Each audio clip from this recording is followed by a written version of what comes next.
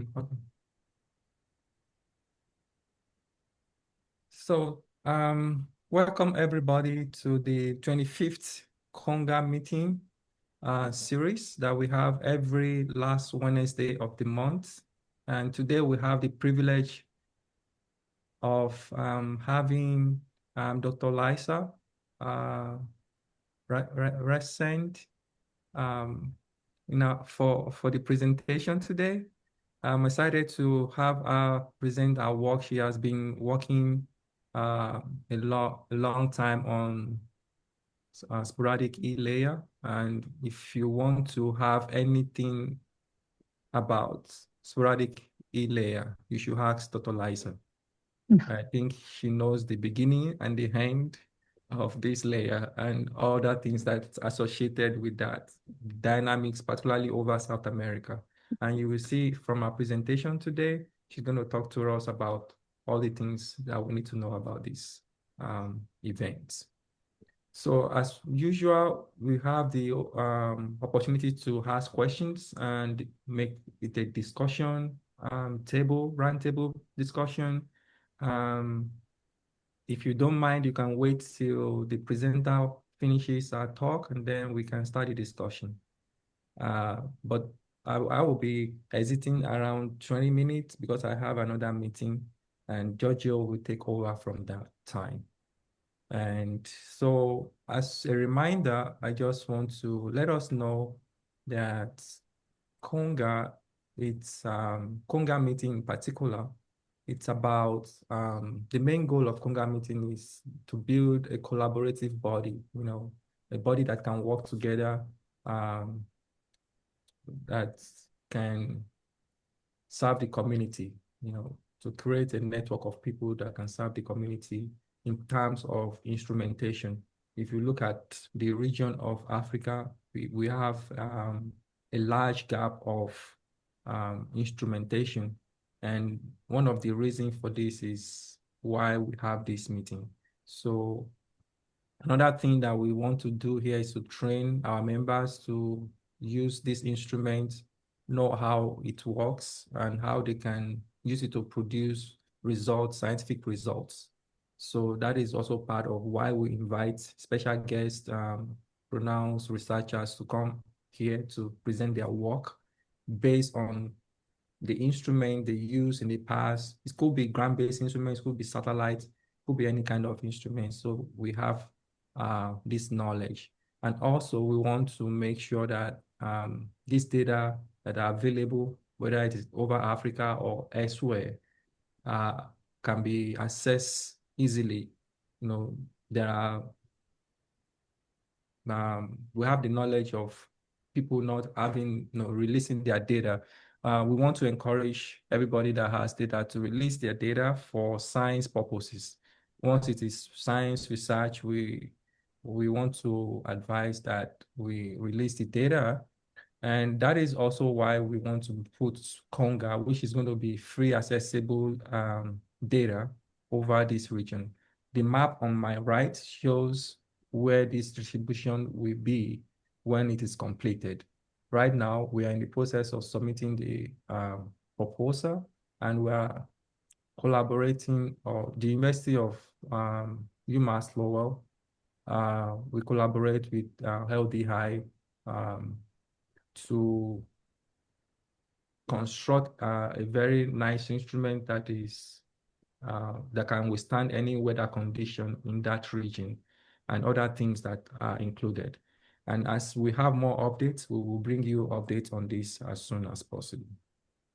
So getting to our talk today, Dr. Liza, I know Dr. Liza when I was doing my master's, right? And I think she was Yes. finishing her PhD at that time. So you see how young she is. So No. Dr. Liza has been in the Not field for anymore. so long. So it's a privilege to have her today to talk to us on our work. And she's a researcher in the field of space science division at Brazil National Institute for Space Research, INPE, where she works with Embrace IMP group on space, weather forecasting, indices, and applications for aviation and technology sector. And she holds MSc and PhD degree in space geophysics from IMPI and has completed postdoctoral appointments supported by FAPESP, CMPK, and China-Brazil Joint Laboratory for Space Weather. Her research focuses on sporadic E layer in equatorial and low latitude region, including atypical auroral-like sporadic layer over Brazil associated with South America Magnetic Anomaly. Using Digisonde data, E-region modeling and radio occultation techniques. She also studied E and F region coupling and ionospheric responses during space weather events. Dr. Lisa maintain international collaborations with institutions in the United States, Germany, Chile, and global space weather initiatives. Serves as associate editor of Journal of Space, Weather and Space Climate. She is the president of the Brazilian Society of Space, Geophysics and Aeronomy. And she has authored more than 80 scientific publications while receiving multiple scientific awards. Today, we are privileged to have Dr. Lisa with us today to present work or the group works that they do at the Brazilian space weather. Dr. Lisa, I think the platform is yours and you can start. Let me stop sharing my screen while you can. All right. Share your screen. Okay, I share my screen now. Okay.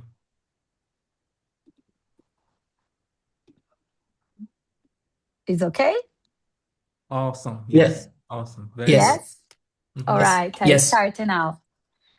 Okay. Thank you so much for introduction. I'm so happy today to see again my friends, my colleagues that I studied in the I don't know some years ago.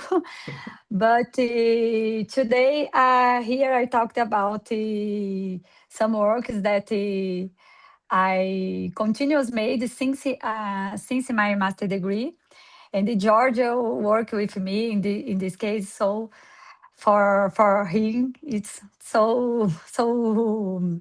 I talked again about these events, but I hope that that this presentation will be nice. And if someone has a questions and would like to interrupt me, please feel free.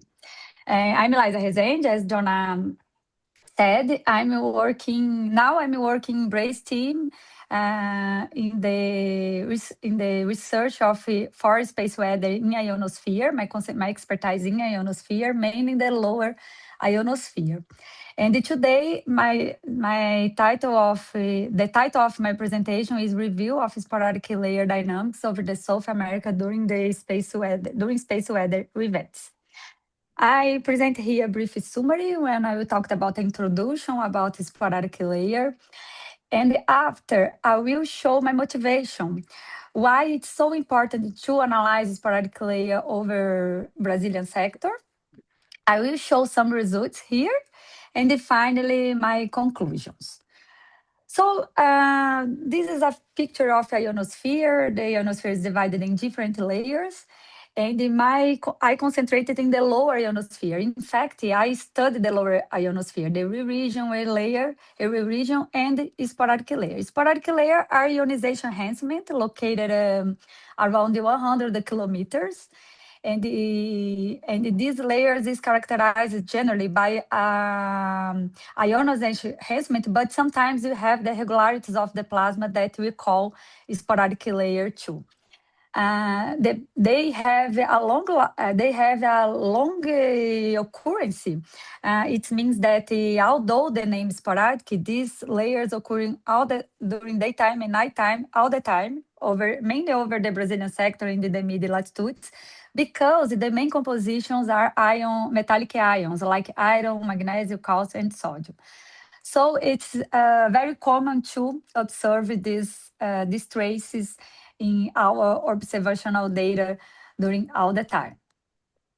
And it's very important in terms of space weather to analyze these layers in nowadays, because we see the anomalous propagation of the signal, of the electromagnetic signal, mainly in the aviation sector.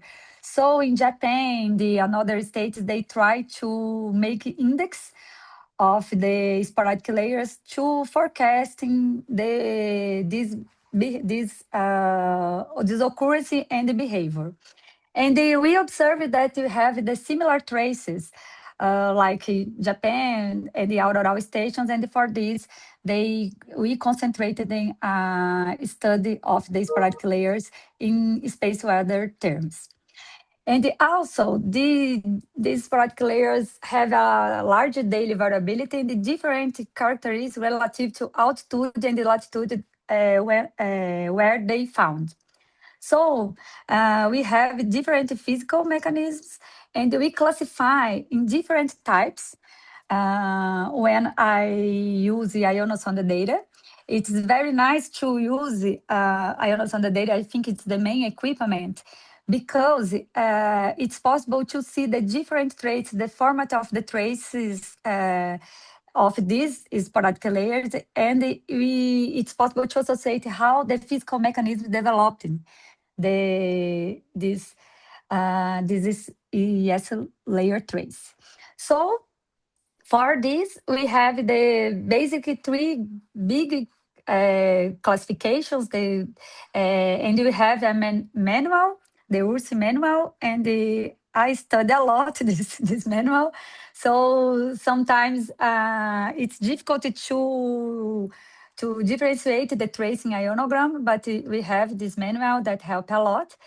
And we have the class of the blanket layers or SB layers, and inside them, this blanket we have another 7 layers to classify this sporadic. The main characteristic of the blanket layer there is that when sporadic layers, the blanket sporadic layers occurred, because they are enhancement of ionization, they blocked the upper layer, the signal of the upper layer. So I show here example in ionogram. The ionogram is a graph of the height versus frequency when it's possible to see the R region, F region trace, and sporadic layer in the arrow here, the red arrow here that I show. I don't know if it's possible to. Okay, I only talked about this. And the main mechanisms that we have, the main mechanism acted to form these sporadic layers is wind shear. And sometimes you have gravity waves and electric field acting together, but the wind shear, it's the main mechanism to form these sporadic layers. And I will talk later about these physical mechanisms. After we have the SQ layer, in this case, it's not a denser layer, but a regularity layer in the electrojet plasma around the equatorial stations. And it's completely different, the blanket layer, because this trace is a diffuse and the transparent here. So when the SQ layer is present, the entire trace of the F region is observed. And finally, we have the auroral sporadic layers. Auroral sporadic layers is characterized by a spread trace. It's very common in auroral stations. For this, the name, auroral layer, and the mechanism occurs due to the particle precipitation.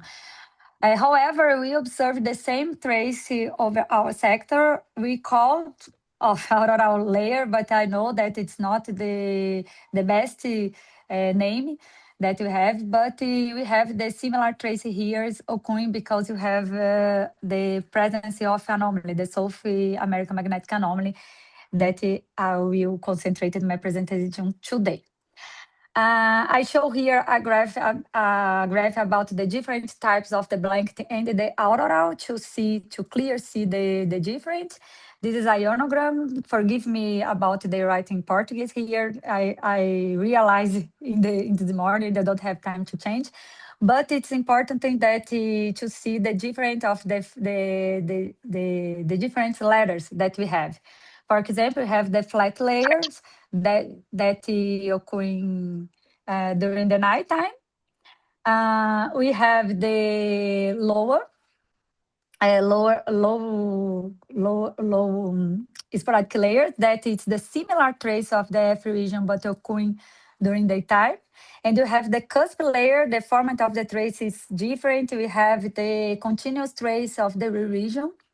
Also, we have the height layer that occurs around 150 kilometers.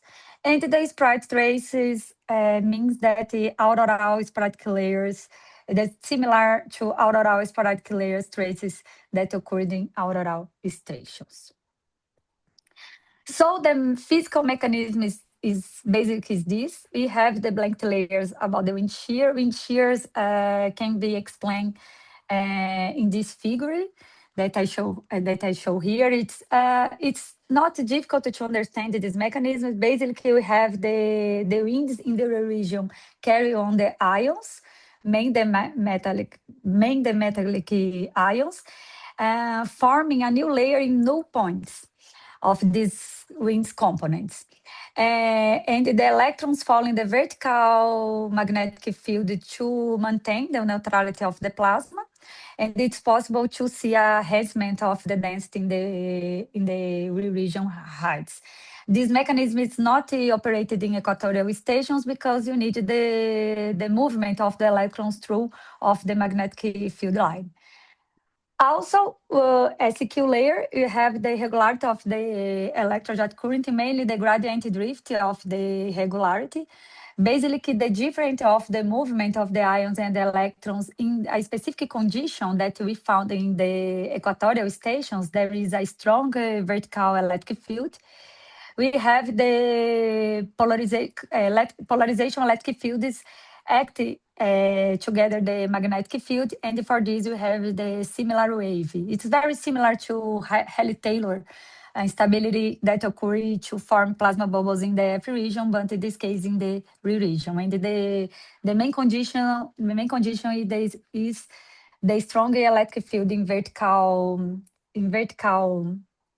the vertical electric field, a strong vertical electric field that we found in electrojet current. And finally, we have the auroral sporadic layers that occurs in the auroral stations in which the electrons driving the outer radiation belt. In fact, we have the interaction between the electrons and the magnetospheric waves violating the invariant adiabatics. And for this, we have the enter of the electrons and the electrons in auroral stations causing a modification in the plasma. For this, we observe the sprite trace there. In our sector, we have the same behavior, but the electrons, it's a little different because the range of the energy is different because they're driving by the inner radiation belt. Also, we have the different types of magnetospheric waves in the inner radiation belts. For this, the physical mechanism is not the same, but it's possible to have the particle precipitation in our stations too. For this, after my introduction about sporadic layer, I show my motivation in these works. Brazilian sector is a peculiar region. We have the different anomalies here, and we have a magnetic equator presence, but with high declination. It's completely different the Rica marker, for example. And for this, the behavior of sporadic layer is different when we compare in another places of the globe. So I showed this picture here with to see better the high declination of the magnetic equator, and when I analyze the sporadic layers in stations around the magnetic equator, it's possible to see 2 or 3 more different types. So that, for example, the CQ layer that is characterized by an equatorial station doesn't occur alone. We have the another types, mainly the blanket layers acted together, and this is doesn't expect since the wind shear it's not so effective in the regions around the magnetic equator. Also, we have the anomaly, the South American Magnetic Anomaly, characterized by low values of the magnetic field, intense magnetic field intensity. And for this, it's possible to have the particle precipitations there. I show these graphs here showing the center of this anomaly. Cachoeira Paulista is located in the border, and the center is in fact in Santa Maria. It's located in the south of Brazil. And for this, sometimes we found that these stations has a similar behaviors to auroral stations. So for this, I show some results here. Firstly, I show that I mentioned about the magnetic equator. This is a great result that I was in my I had in my PhD. When I observe the SQ layer and the blanket layers during the same times, but that this occurrence is concentrated during the magnetic storms. I show here for São Luís in 2005. Look that we have the SQ layer, a diffuse traces that I pointed in blue are on here. In ionograms, and when you look the map, you observe that in 2005, São Luís is very near of the magnetic equator. Even so, we observe the blanket layer together, these traits, and we found our conclusion is that the wind is effective in some hours very quickly, but it's possible to have the wind shear mechanism in stations located near of magnetic equator, but considering the border. So this is this competition between the electric field and the winds. It's very nice to understand the sporadic layer behaviors around the magnetic equator. This behavior, it wasn't we don't see in Ricamarca. And for this, we think that the high declination is responsible to different physical mechanisms to develop the sporadic layer in our sector. Also, but today, nowadays, we have in 2018, for example, São Luís is located far away of the magnetic equator, and we don't observe the SQ layer anymore in normal conditions. But during the magnetic storms, we observe the SQ layer in São Luís and the Araguatins. It's very common during the magnetic storms. And we realize that we have expansion of the electrojet currents. I show here a graph of the occurrence of the SQ layer for Araguatins and São Luís stations, as I show in this map here, located far away of the magnetic equator now. Belém is inside of the magnetic equator, and when we see mainly the main phase of the magnetic storms that occur in May 5 and May 6, we observe that the occurrence of the SQ layer is higher in São Luís and Araguatins when we compare Belém. And it is very interesting results because you don't know in these times. Then I published these results in JGR in 2021, but in such time I didn't know that happens. I know that we have expansion of the electrojet current, but I don't know how and why. And but I publish, even so, I published these articles. I try to suggest some physical mechanisms, and now I started to understand that happened. We observed that because you have the South American Magnetic Anomaly, during the magnetic storms events, you have expansion of the particle precipitation. And I clearly see this in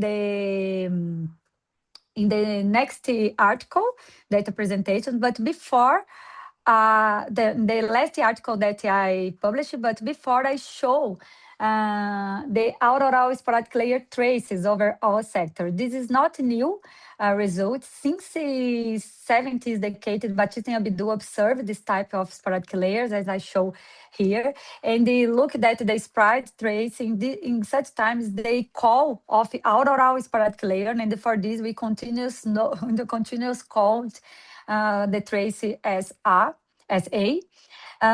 But no, I understand that the physical mechanism is a little different to auroral stations. For this, we try to change the letter.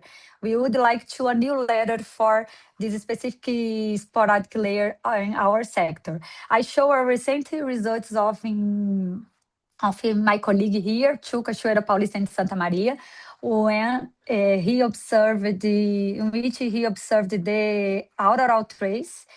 And this is an interesting thing that these auroral sporadic layers over the Brazilian sectors occurring mainly during the recovery phase of magnetic storms. The most cases we observed in the recovery phase, it's an open question yet, but we try to understand that the difference between the main phase and the recovery phases in the inner radiation belt or the electric field action, we don't know yet.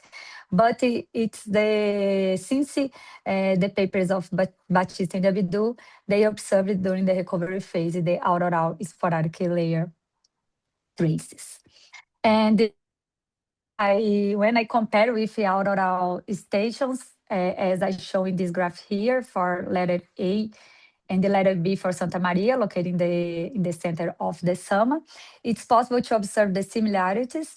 We have the spread trace in the low, generally they have a low frequency, and you need a background mechanisms to form this auroral. It means that in auroral stations, the literature mentioned about the electric field forming the sporadic layers, and the particle precipitations help to show the spread traces in the ionograms. In our case here, in background, you have the wind shear, and you have the wind shear, and the particle precipitations cause the spread trace here. All these discussions is published in a lot of papers, as I show here in my and my colleagues.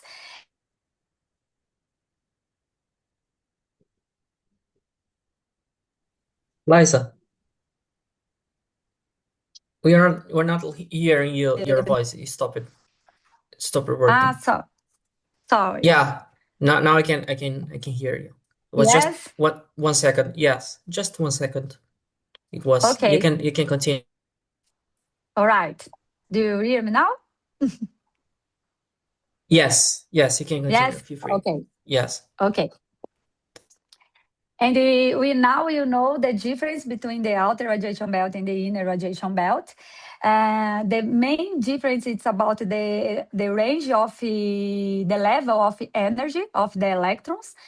And another thing is the type of magnetospheric waves. Now we understand that the interaction between the energy in 2, 3 Q electrovolts and the magnetospheric waves of the his type interaction, it's possible to violate the invariants, and for this, the particle precipitation happens in our sector.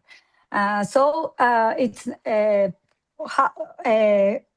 after we understand these physical mechanisms, it's possible to see that the trace is not the same. And of course, you have the particle precipitation here, but it's possible to have another types, for example, a C type or L type, and observe particle precipitation together. And for this, we try to change the letter. And after I explained this, we observed that the auroral sporadic layer, or a trace similar auroral sporadic layers, is observed until two equatorial stations, and for this explain the expansion of the electrojet current. But for the first time, I saw the exactly trace in ionograms. I published these results in Space Weather in the last year, I and my colleagues, because during these magnetic storms, intense magnetic storms occur in the May, it's very known for the researchers, these magnetic storms, it's possible to observe the auroral sporadic layer in equatorial stations over the Brazilian sector. I observed this sporadic layer in Belém. Belém, as I show in the map here, is located very near of magnetic equator. And we observe during the recovery phase 2.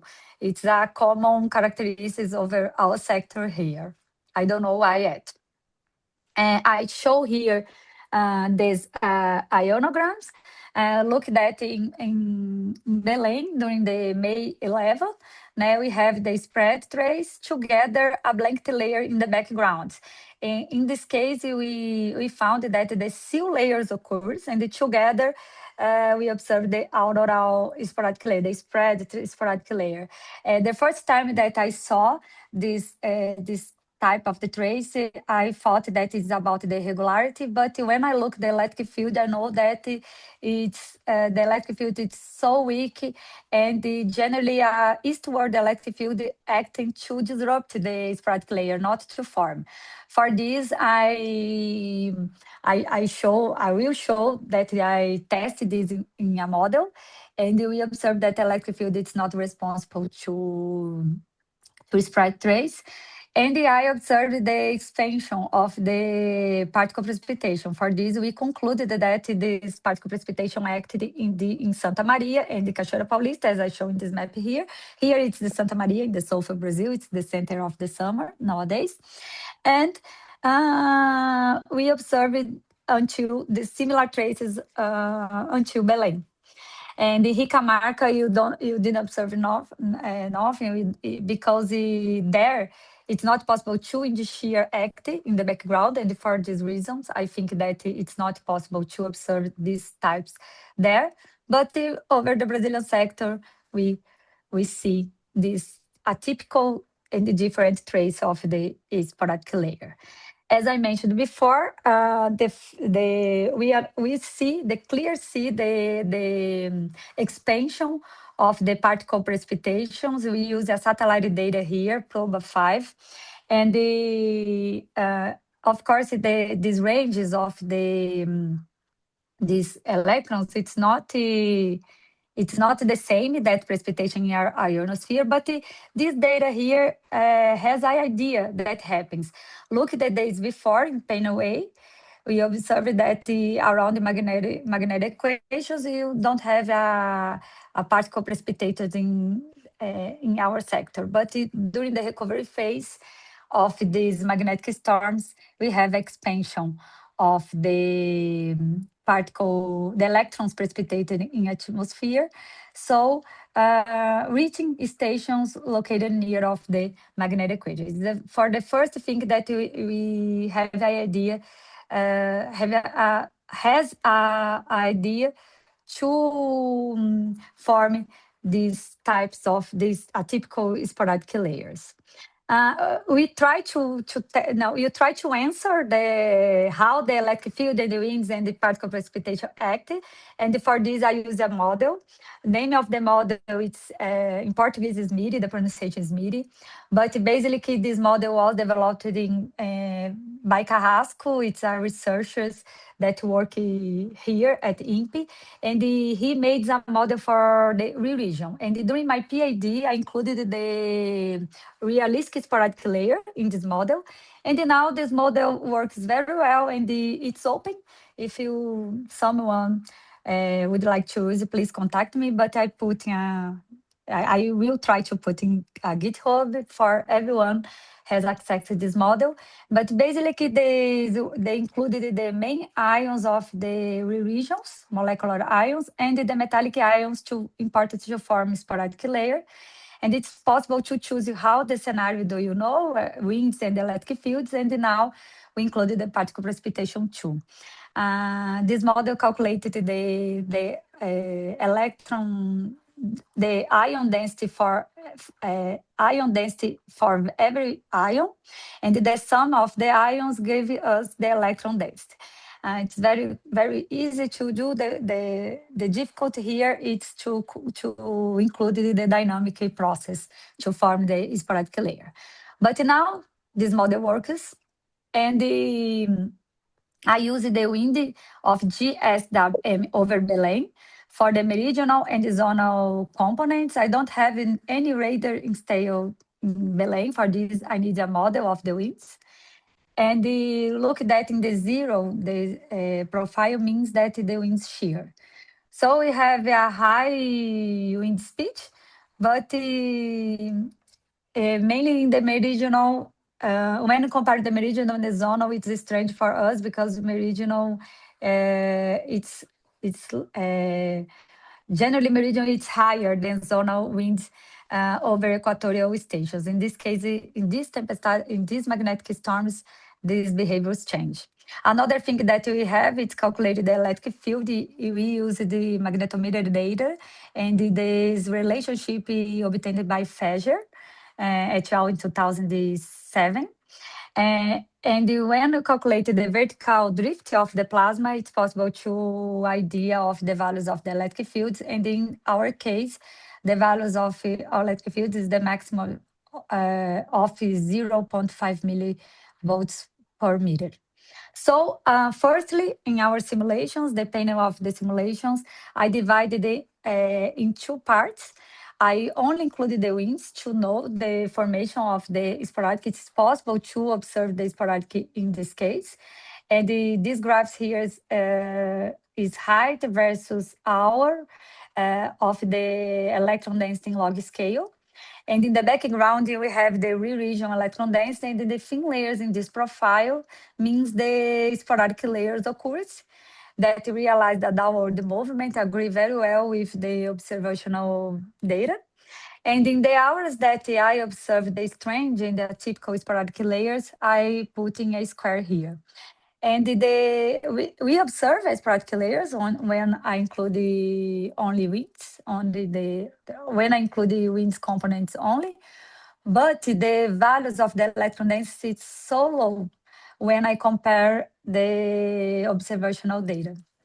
And for this, I try to include the electric field, and we observe the disruption of the sporadic layer, as we show in panel B here. So another possible is to include the particle precipitation. For the first time, I included this, and the best research is the best work that I know about the behaviors of the electrons precipitated in atmospheres is giving Feng et al. To 10 to the 10. And when I put the electron particle precipitations use the equations that these papers give us and the behavior of the electrons, I saw that the energy of this electron is very low. It's less than 2 kilo electron volts. And when I included this range of energy, I observed that these sporadic layers strengthens, as I show here, mainly the hours in our interest. So I concluded that you have the winds in the background. It's very quickly, and particle precipitation acting together to form the sporadic layers in our sector. So my conclusions in this work is that the Brazilian sector is a peculiar region, and the different types of the sporadic layers it's possible to find here. For this is very interesting. This atypical behavior of these layers occurring mainly during the disturbed periods, and the SQ layers is observed that in regions we don't expect to see anymore. And the auroral sporadic traces or similar auroral sporadic traces occurring during the recovery phase. It's a big question that we have and you try to understand yet. Finally, the spread in sporadic layers, the trace, there is a trace similar to auroral. During these recovery phases in these magnetic storms, intense magnetic storms occurred in May 2004, is due to equatorial world expansion of the energetic particle precipitations. So I show here my last slide. It's about the Brazilian. This picture was taken during the magnetic storms occurring in January in these years, in 2026. And some people see that the sky it's a purple. And in the journals, the newspapers knows about the auroras occurring in our sector. We don't know it's true or not. But if you have these questions here, that the Brazilian sector exhibits auroral-like behavior with lower intensity, when we look the ionosphere behavior, the answer is yes. So this about these pictures, a colleague submitting in a paper to discuss that, but it's very interesting because sometimes we observe the additional ionization in our ionosphere, and the only mechanism that it's possible is particle precipitation over the summer region. So thank you so much.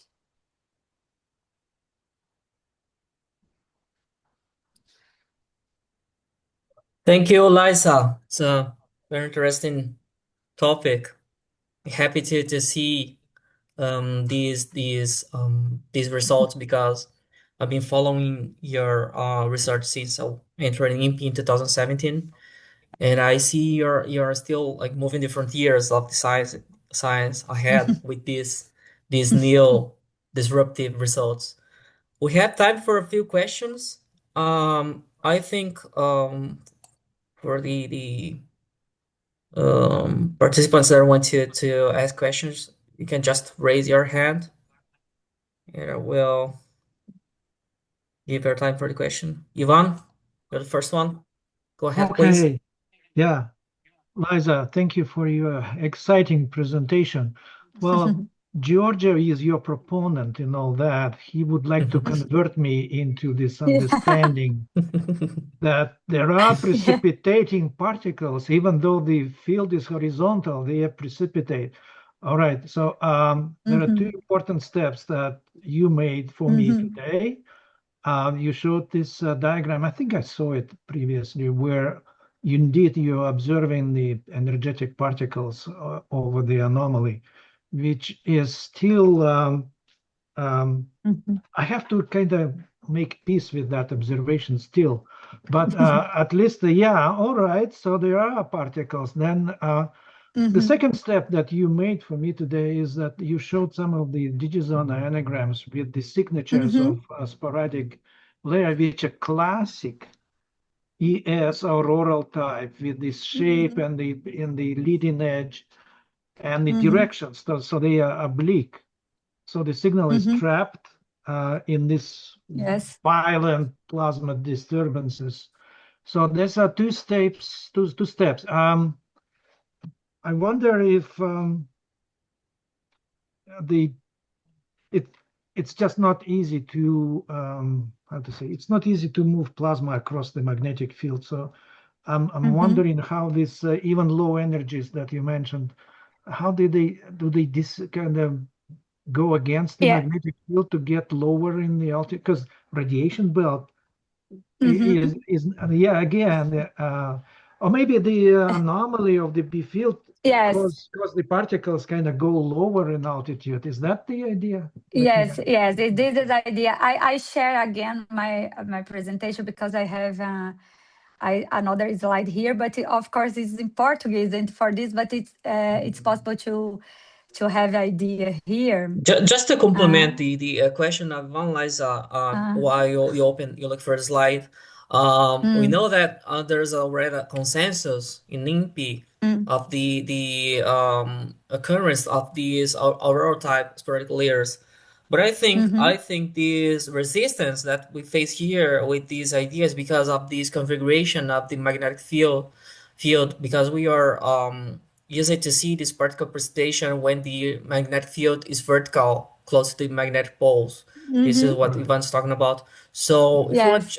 can you please just complement the answer to Ivan's question by stating in what conditions can these auroral-type sporadic layers happen during the magnetic storms? Okay. Thank Yes. you. Do you see my slide? It is in Yes, Portuguese, we do. but basically this Yes. happens with this.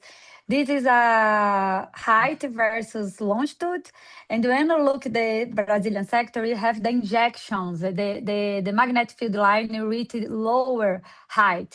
For this, when electrons move in our direction, we have an interaction between the neutral atmosphere. And for this, it's possible to have particle precipitation all the time here. We observing the peak of the electron density of the F region, for example. It's completely different when we observe in the north hemisphere, that the line of the magnetic field is higher, and for this, you don't have this interaction with the neutral atmosphere. This is the first thing that we thought that happens. And when we have the magnetic storms, you have another waves. And these waves, it's possible to violate in the invariants adiabatic. For this, when the electrons move around the summer regions, we have the two things acting together. You have the interaction between the electrons and magnetospheric waves enter in our atmospheres in the places that the neutral atmospheres is so high to capture these electrons. And for this, we think that this happens. It's different of the mechanism of the auroral stations when we have the vertical magnetic field line. It's because you have the region that the reach highest around 100 kilometers. For this, we observe in sporadic layer because in sporadic layers occur in the same height. This is the first that we think that happens in this way. And another thing is it's because when the particles enter in our atmosphere, they interact with the metallic ions very quickly. And for this, we observe trace. When we observe the behavior of the regions, it's another way to see this effect of the particle precipitation.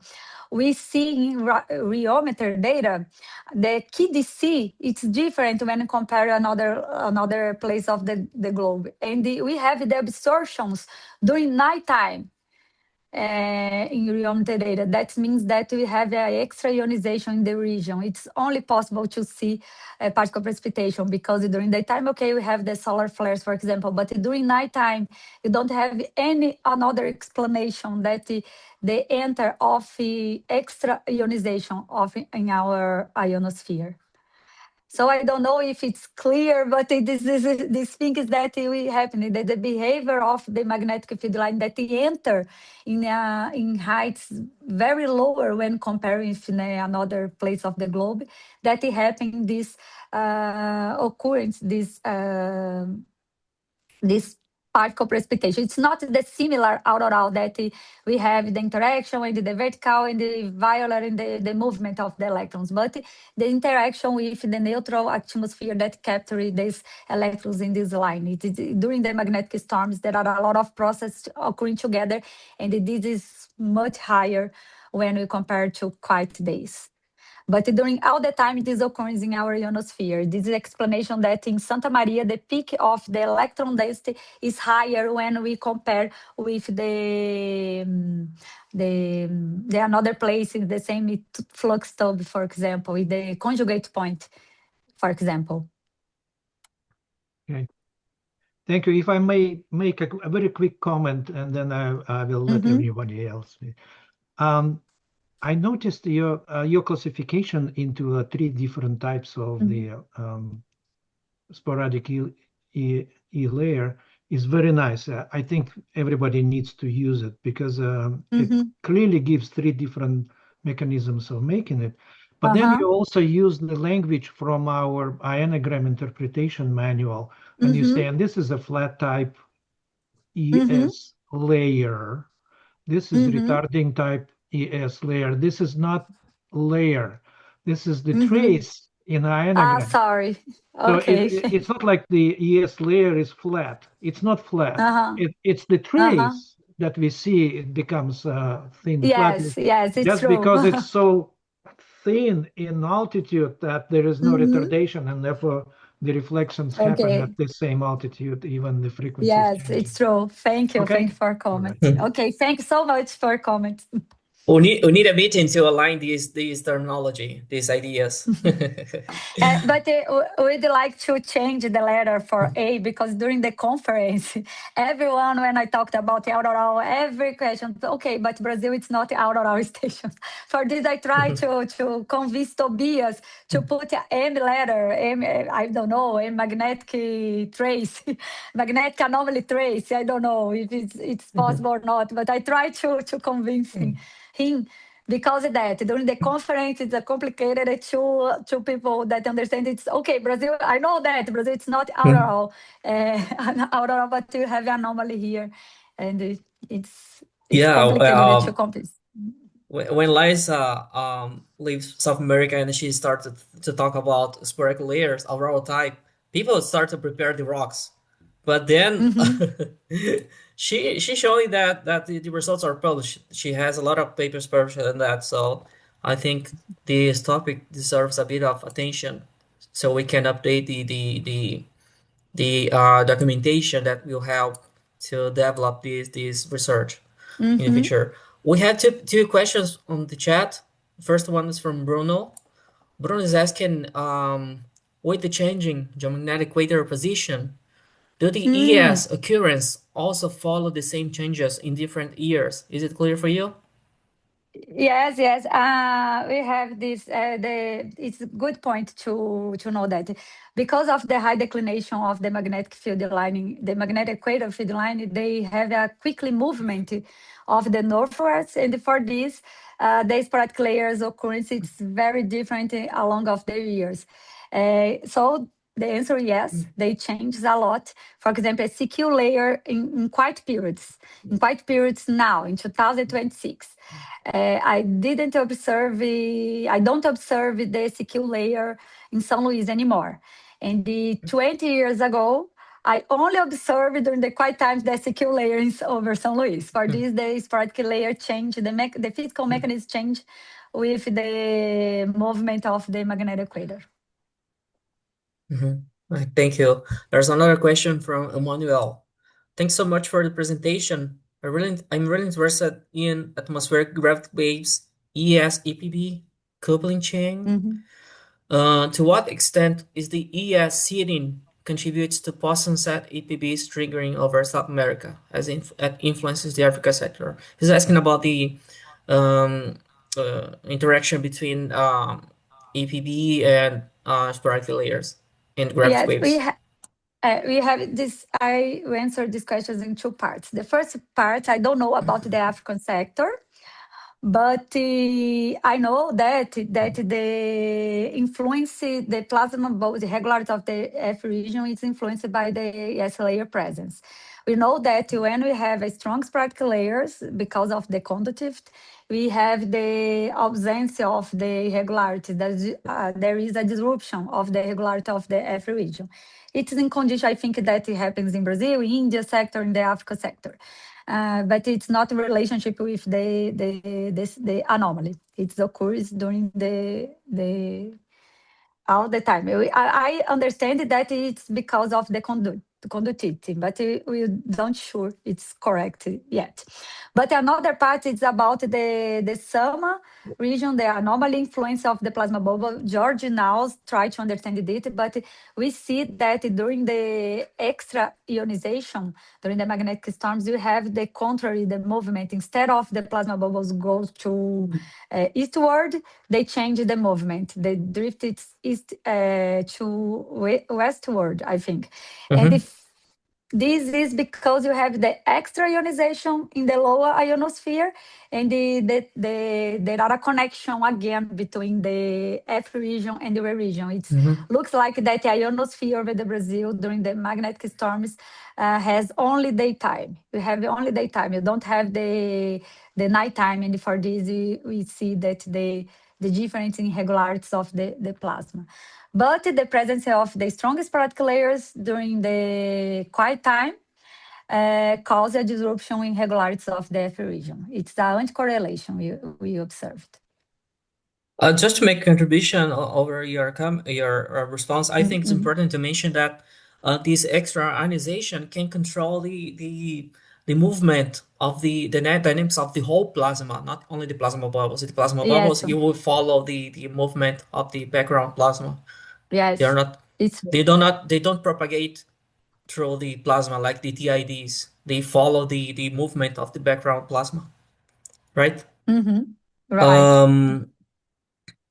So does anyone else have any questions? Still have time for a few questions. If I can ask a little bit more. Yes. Yes. Of course. This is the first time I hear about electrojet classification of the sporadic E layer. And Tobias is the right person to talk to, because he is leading the effort of issuing a new edition of the ionogram interpretation manual. So if you would like to add something to it. So you compare it to the same instabilities responsible for the bubbles, but the bubbles are lower density of plasma, right? Is the same applies to sporadic layer? No, it's not that I know. I only know that the irregularity of the SQ layer is a irregularity layer. I only compare the wave that made wave, because of course you have the different movement and created the polarization electric field, but it's not different. I think it's not correct. The expression. The Haley-Taylor, it's different of the gradient drift. I only compare that we have polarization electric fields acting, and for this, in a specific condition, there is, in case of the electrojet current, a strong vertical electric field. We have the growing of this wave, this stability. And in the Haley-Taylor, it's different. We have the gravity waves in this, in the another things that these waves, the instability growing. Okay. One sunny day I will understand this, but don't give up on me. Let me congratulate you, Liza, that every discovery goes through stages, and sometimes people say it's nonsense, and the last stage is everybody knows that. So let me wish you a quick journey to the concept that, of course, everybody knows there's a particle precipitation in Brazil. Okay, good luck. No, thank you so much. Everything happens in Brazil. The ionospheric party is happening in Brazil all the time. So we still have a couple of minutes for a few more questions. We are just crossing the first hour of the seminar. Come on, don't be shy. Didn't see that beautiful picture that Liza showed. Can you share it again, Liza? The picture of the aurora-like event over the sky of southern Brazil. This? No, the photography. Sorry, the photo. Yes, this. Yeah, this one. So this red pink area in the center of the sky of the image is something that's related to as a where's the mechanism behind this emission? Is it some kind of air glow or No, I think that we discarded the air glow because we didn't see nothing in major. We only observed the plasma bubbles in major. You don't see any enhancement of the air glow measurements in major. Mm-hmm. For this, we discard their glow, And and Mm-hmm. I think that don't know.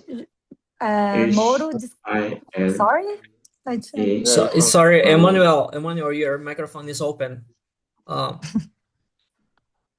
and Yeah.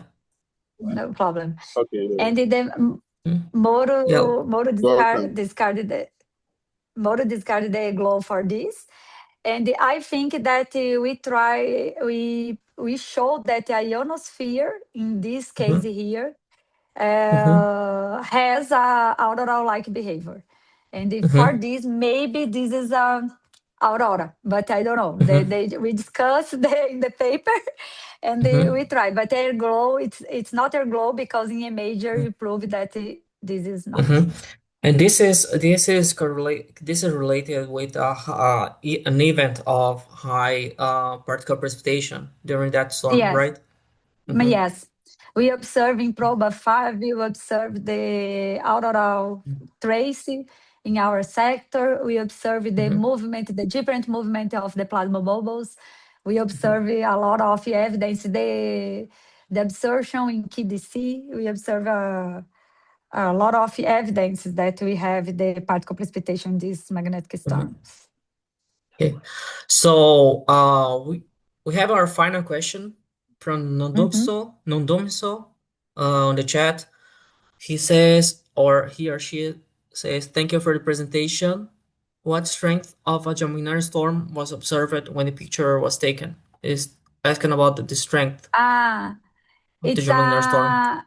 It's occurred in it's intense it's intense magnetic storms occurred in January in 2006. It's very intense, I think. And the recovery it's occurred by 2 CMEs. If I think It's the January 19, right? January 19. Yes, January 9th.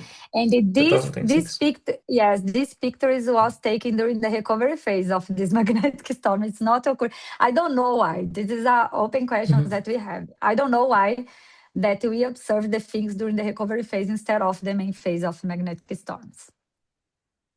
Okay, so with this final question, we go to the end of our seminar. Thank you very much, Liza. For those who thank you they couldn't attend the seminar today, this video will be uploaded to our YouTube channel shortly. So thank you. See you next July on our seminar. I was about to say who will present next seminar, but sorry if I forgot. But yeah, I just quickly want to say video. something. Hello. Yes. So hello. I don't know if there will be any room for future collaboration looking at Sporadic E within the African sector and comparing it with the American sector, the South American sector, if we can have any future collaboration on that work. Of just course. to compare, to look at the phenomenon. Yeah, I'd like to do that with you. I'd like thank you very much for the thank you very much for the wonderful presentation. Yeah. Oh, thank you. I think your email was in I put in chat if you please. Now the model, if you would like to, someone like choose the model, it's free.